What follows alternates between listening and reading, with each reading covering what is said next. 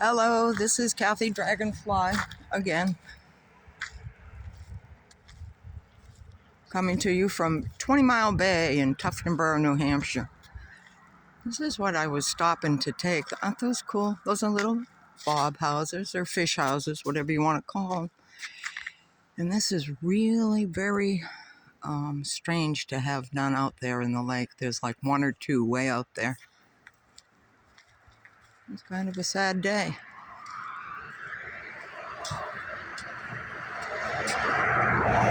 Look at that ice. And to think that this is just the middle of February.